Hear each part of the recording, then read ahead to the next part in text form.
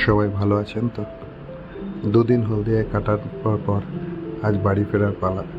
ভোর 4:30টায় উঠেই আমরা সবাই রেডি হয়ে গেলাম, কারণ 5টা বাজে হলদিয়া থেকে বাস সাঁতরাগাছির। সেই জন্য আমরা উঠে বেরিয়ে পড়লাম। আর টোটোকে রাতেই ফোন করে দেওয়া হয়েছিল, ও ঠিক 5টার আগেই পৌঁছে যাবে কথা দিয়েছে। সেই মতো আমরা বেরিয়ে ওই IOCL এর কম্পাউন্ডের পার্কের গেটে ওয়েট করতে লাগলাম। টোটো আসতে 5-7 মিনিট সময় লাগলো।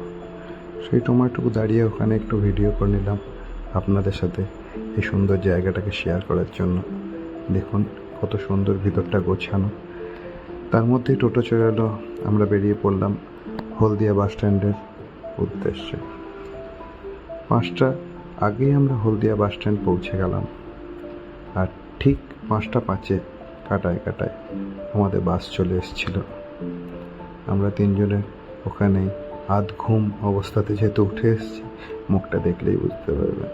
আর সকালবেলায় ফ্লাইওভারের ওপর দিয়ে বাস যাওয়ার সময় যখন একটু দাঁড়ালো, দূর থেকে হলদিয়া ডকের ভিডিও আর সকালের কুয়াশা আর লাল সূর্য কেমন লাগলো বন্ধুরা দেখতে। আমরা পৌঁছে গেলাম কাকসায়। নেমেই টোটো করে নিলাম ডাইরেক্ট বাড়ির উদ্দেশ্যে, কারণ যা জার্নি করেছে শরীর অবস্থা চলছিল না। আমরা পৌঁছাতে পানাগড় রেলগেট পেরিয়ে ক্যানেল পেরিয়ে বাড়ির দিকে এগিয়ে চললাম।